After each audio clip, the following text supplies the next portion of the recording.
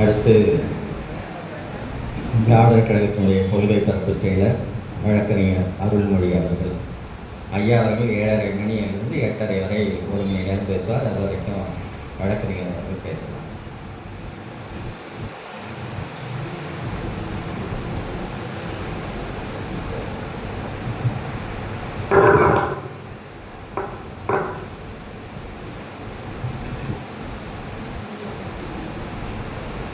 சமஸ்கிருதத்திற்கு தமிழின் கொடை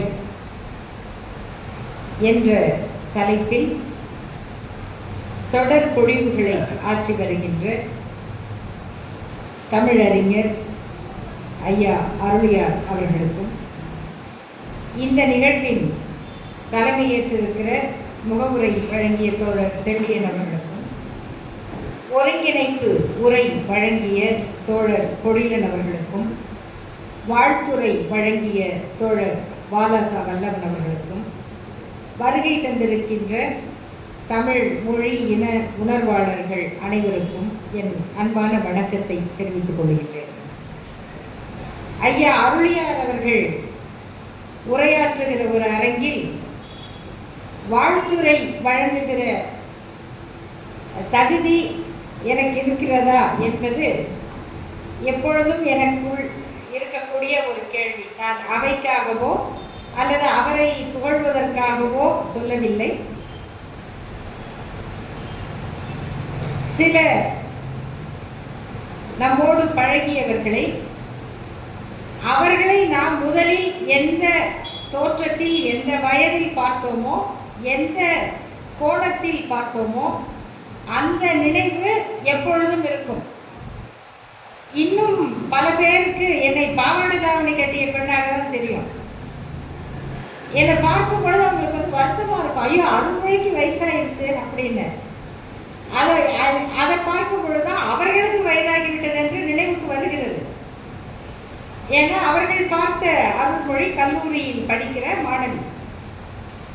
அப்படி நான் பார்த்த ஐயா அருளியார் 42 ஆண்டுகளுக்கு முன்னால் பாவேந்தர் தமிழியக்க மாநாடு ஒரத்த நாட்டில் நடைபெற்ற பொழுது 3 நாட்கள் அன்று அந்த மாநாடுகள் அத்தனை சிறப்பு நிகழ்வுகள்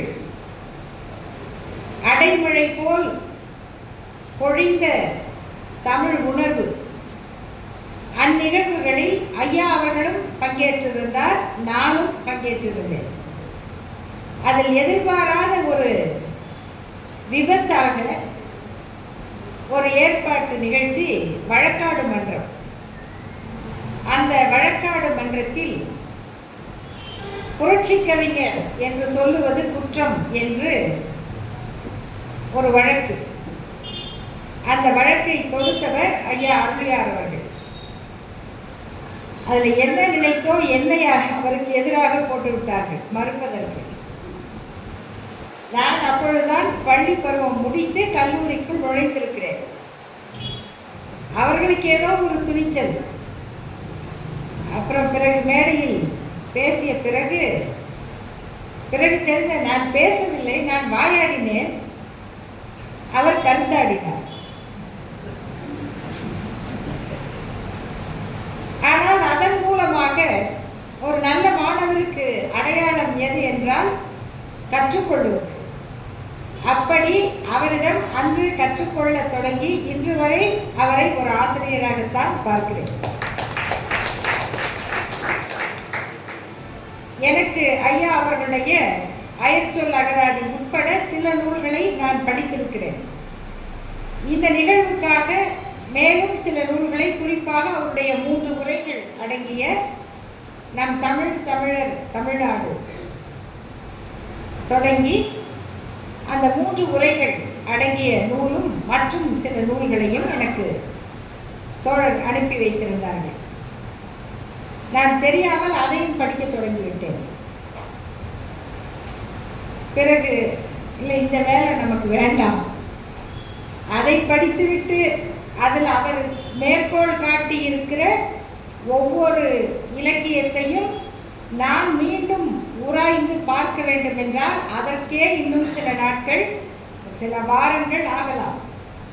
அப்படியாக அவருக்குள் பல பல ஆண்டுகளாக ஊறி கிடக்கிற அந்த மொழி ஆய்வு, வேதியியல் ஆய்வு, இவற்றை வெளிப்படுத்துகிற அந்த ஆற்றாமையோடு கொப்பளித்து வருகிற அந்த சீற்றம், இவற்றோடு இன்றைக்கு அவர் எடுத்திருக்கிற தலைப்பு, இதை மட்டும் நான் பேசி முடிப்பது நல்லது என்று கருதி வந்தேன்.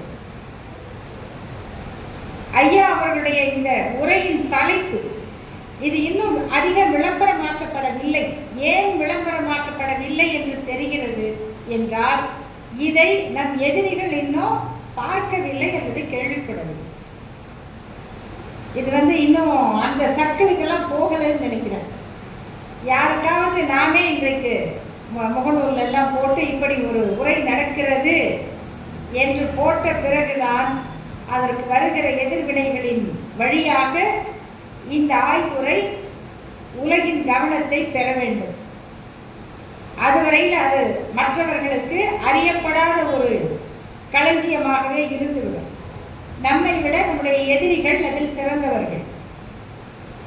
ஏனென்றால் இந்தியாவில் பல பேர் வெளிநாடுகளில் இருந்து வந்து ஆய்வுகளை நடத்தியிருக்கிறார்கள். இந்திய மொழிகளை பற்றி தங்களுடைய நாட்டு மக்களுக்கு அந்த செய்திகளை கொண்டு சென்றிருக்கிறார்கள்.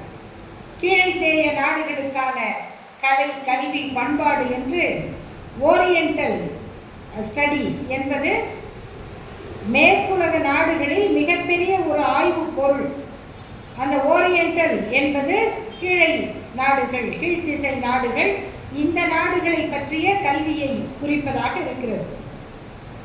இத்தகைய கல்வியில் முதல் முறையாக இறங்கிய ஜோன்ஸ் என்ற ஆங்கில அறிஞர், ஓரியண்டல் ஜோன்ஸ் என்றே அவரை பாராட்டுகிறார்கள்.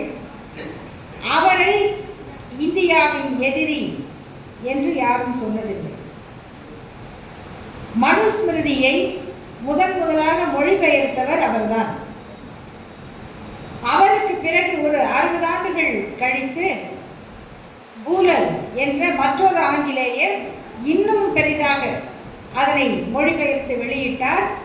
அந்த மொழிபெயர்ப்பு தான் இன்று வரை பிற நாட்டவர்களால் நம்பப்படுகிற மொழிபெயர்ப்பாக இருக்கிறது மனுஸ்மிருதியை பொறுத்தவரை. ஜெர்மனியிலே பிறந்த மேக்ஸ் முல்லர்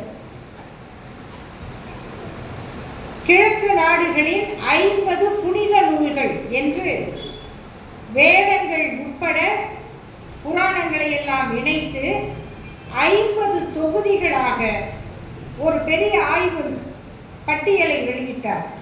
அந்த 50 நூல்கள் தான் இந்தியாவை பற்றி பிற நாட்டவர்கள் தெரிந்து கொள்ளுகிற, இதனுடைய தொல் பண்பாடு பற்றி அவர்கள் புரிந்து கொள்வதற்கான ஒரு ஆய்வு பொருளாக வைக்கப்பட்டிருக்கிறது. அந்த மேக்ஸ் முல்லருக்கு இந்திய பார்ப்பனர்கள் வைத்த பெயர் ஜெர்மனியிலே பிறந்த ரிஷி. ஜெர்மனியிலே பிறந்த ரிஷி. ஆனால் இவர்களுக்கெல்லாம் கிடைக்காத எதிர்ப்பு, வெறுப்பு, மறுப்பு கால்டுவெல் என்ற ஆய்வாளருக்கு ஏற்பட்டது. அதற்கு ஒரே காரணம், அவர் தமிழ்தான் பழமையான மொழி என்றோ அல்லது தமிழ்தான் சமஸ்கிருதத்திற்கு முந்தைய மொழி என்று கூட நிறுவவில்லை. அவர் செய்த அடிப்படை பணி, எல்லாம் சமஸ்கிருதத்திலிருந்து தோன்றிய மொழிகள் என்று சொல்லுகிறார்கள். ஆனால் இந்த நாட்டில் மக்களுடைய வாழ்வியலோடு கலந்து பழகும் பொழுது நமக்கு கிடைக்கிற தரவுகளில் இருந்து சமஸ்கிருதத்திற்கு தொடர்பற்ற ஒரு மொழி குடும்பம் இருக்கிறது. அந்த மொழிகள் பெரும்பாலும் தென்னிந்தியாவிலே பேசப்படுகின்றன. அந்த மொழிகளுக்குள் ஒரு இணைப்பு இருக்கிறது, இலக்கண தொடர்பு இருக்கிறது. இந்த மொழிகளில் தமிழ் மொழி பழமையானது.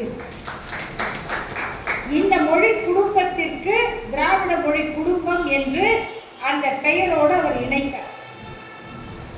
இந்த அரசியல் தான் இன்றைக்கு வரை இந்தியாவில் சமஸ்கிருத ஆதிக்கத்தை காப்பாற்றுகிறவர்களுக்கு அச்சமூட்டுகிற ஒரு தொடக்க புள்ளியாக அமைந்தது.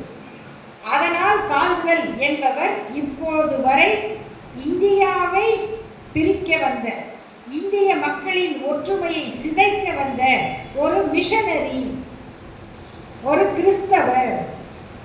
மற்றவங்கள்லாம் அவர்கள் சொன்னது போல இந்தியாவில் பிறந்த ரிஷிகள். ஓரியண்டல் ஜோன்ஸ் ஒரு ரிஷி, பூலர் ஒரு ரிஷி, மேக்ஸ் முல்லர் ஒரு ரிஷி, இவர்களெல்லாம் ரிஷிகள். இவர் மட்டும்தான் கிறிஸ்தவ போதகர் என்கிற ஒரு பரப்புரை இன்றைக்கு வரை நடக்கிறது என்றால், அந்த தொடக்கத்தில் இருந்து, தொடக்க புள்ளியில் இருந்து பரவி விரித்து வருகிற அரசியல் பண்பாட்டு கூறுகள் இன்றைக்கு வரை தொடர்கின்றன.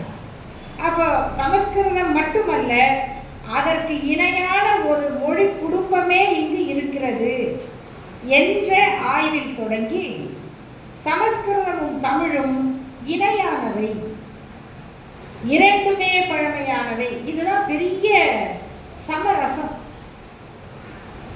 அவங்க பெருந்தன்மையோடு இறங்கி ஏற்றுக்கொள்ளுகிற அதில் உள்ள பெருந்தன்மையாளர்களின் கருத்து ரெண்டுமே பழசுதாங்க, அதையே நம்ம ஒன்று கூட குறைச்சி பேசணும் என்ற ஒரு ஒரு பம்மாத்து.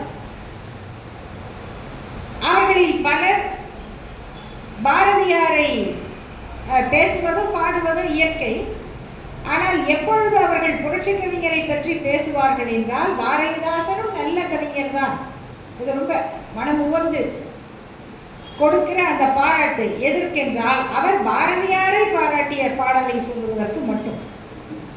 பாரதியை பற்றி வேற யார் இப்படி பாட முடியும்? அப்படி இறங்கி வருவதைப் போல தமிழும் பழமையான மொழிதான், வடமொழியும் பழமையானதுதான். பாருங்கள், ஆரியன் கண்டாய் தமிழன் கண்டாய் என்று எழுதவில்லையா? பைந்தமிழ் பின் சென்ற பச்சை பசுங்குண்டலே என்று எங்கள் பெருமாள் அரங்கத்தில் போகவில்லையா? தமிழ் மறைகள் என்று நாம் அவற்றை சொல்லவில்லையா?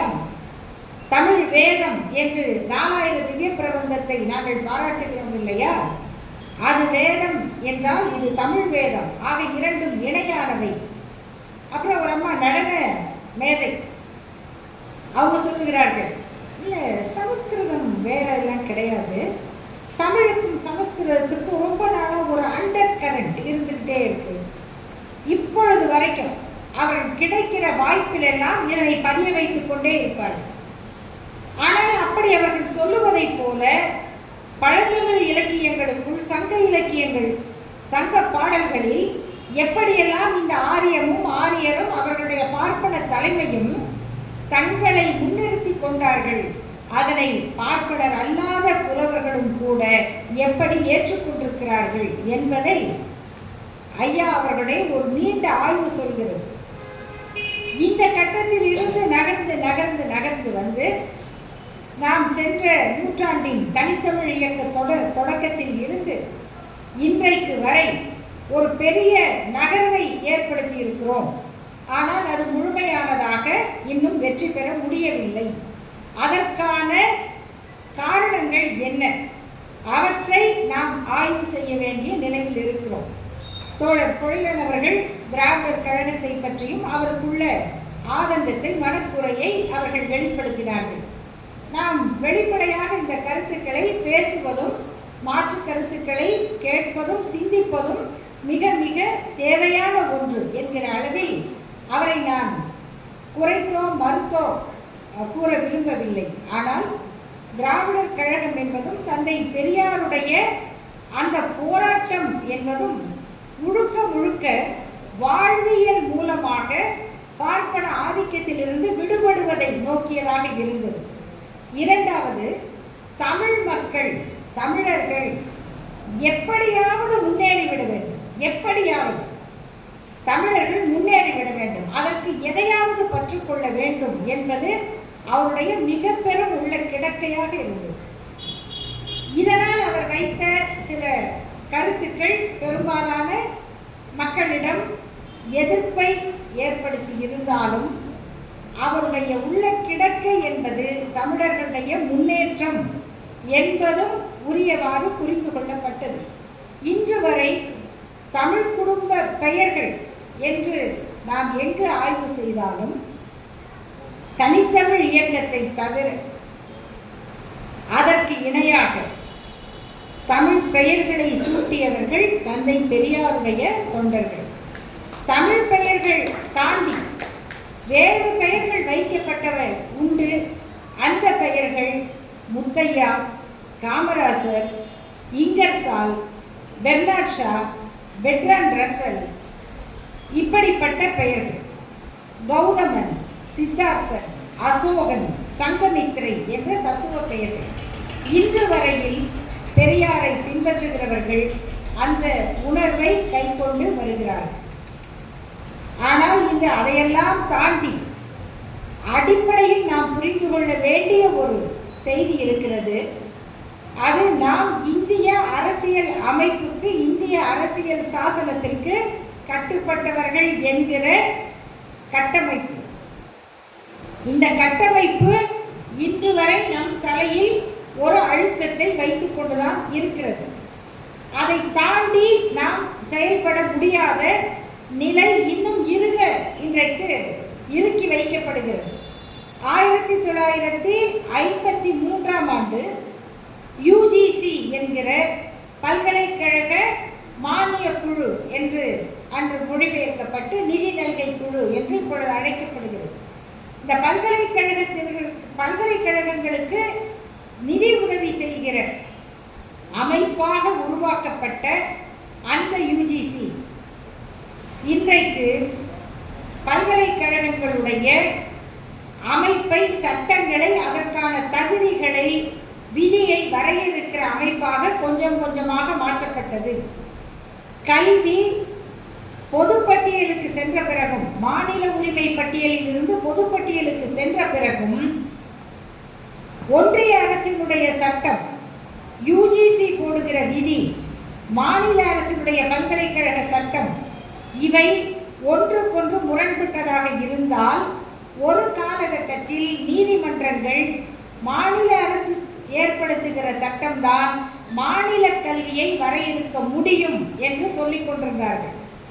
ஆனால் ஒரு 20-25 ஆண்டுகளாக உச்சநீதிமன்றம் இந்த இரண்டு சட்டங்களுக்கும் முரண்பாடுகள் இருந்தால் ஒன்றிய அரசு போடுகிற சட்டம், யுஜிசி கொடுக்கிற விதிதான் மாநில அரசின் சட்டத்தை கட்டுப்படுத்தும். எனவே இதற்கு நாம் தமிழ்ல விளக்கம், சட்ட விளக்கம் என்று சொல்கிறோம். இதுக்கெல்லாம் அவங்க இன்டர்பிரிட்டேஷன் ஆஃப் லா வைத்திருக்கிறார்கள். ஐயா அருமையார் அவர்கள் சட்டம் படித்தவர்கள், அவர்களுக்கு இது நன்கு தெரியும்.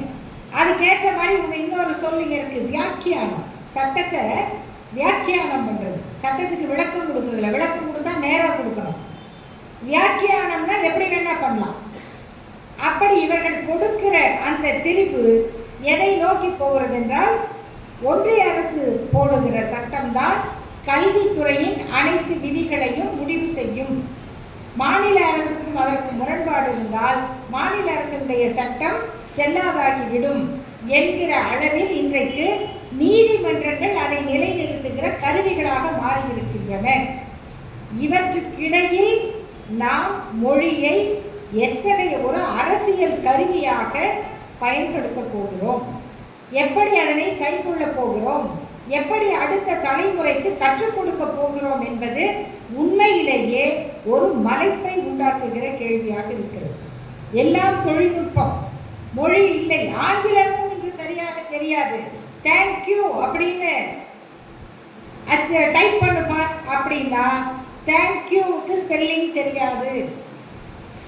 டிஎன்கியூ அதான் தேங்க்யூ. இனிமேல் ஜனவரி பிப்ரவரி எல்லாம் தெரியாது. ஜன், ஃபெப், செமஸ்டர்ல மிட், செம், இப்படியாக ஆங்கிலமும் சுருக்கப்பட்டு இவ்வளோ போதும் டெக்னாலஜி என்கிற அளவில் மனிதர்களுடைய சிந்தனை வளம் சுருக்கப்பட்டு உனக்கு சம்பளம் வாங்குவதற்கு எவ்வளவு வேண்டுமோ அதை மட்டுமே கற்றுக்கொள் என்பது அடுத்த தலைமுறைக்கு கற்றுக் கொடுக்கப்படுகிறது. அறமற்ற தலைமுறை உருவாகி இருக்கிறது. அறமற்ற தலைமுறை இது அறத்தை மறுக்கிற தலைமுறையாக மாறுவதற்கு நீண்ட நாள் இல்லை என்பதை நாம் கண்கூடாக கண்டு கொண்டிருக்கிறோம். இந்த அறமற்ற தலைமுறை அறத்தை மறுக்கிற தலைமுறையாக மாறக்கூடிய இந்த காலகட்டத்தில் எந்தெந்த திசையிலெல்லாம் நாம் போராட வேண்டி இருக்கிறதோ அவற்றுக்கெல்லாம் நமக்கு வழிகாட்டுகிற சான்றோர் என்று தேவையாக இருக்கிறார்கள். வழிகாட்டுகிற சான்றோர் இல்லாமல் தடுமாறுகிற தலைமுறைக்கு இந்த அவை, இந்த அறிஞர் மூலமாக இங்கிருந்து ஒரு ஒளியை, ஒரு அறிவை பாய்ச்சி கொண்டிருக்கிறது.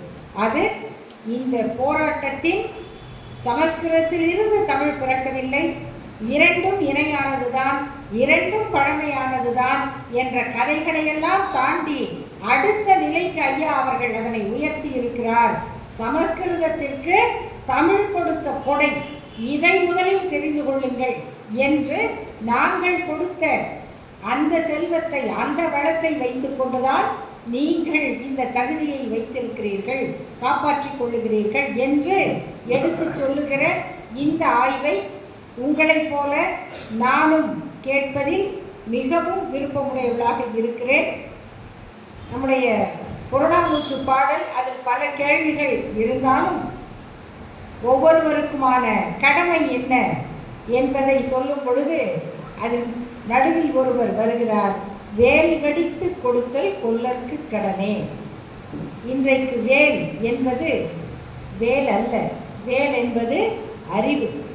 அந்த வேல் வெடித்து கொடுக்கும் கொல்லர்களைப் போல இந்த அறிவின் திசையில் அடுத்த தலைமுறையை வழிநடத்தக்கூடிய சான்றோராக ஐயா அருளியார் அவர்கள் ஆற்றுகிற இந்த பெரும் பணிக்கு என்னுடைய வணக்கத்தையும் நன்றியையும் சொல்லி முடிக்கிறேன். வணக்கம்.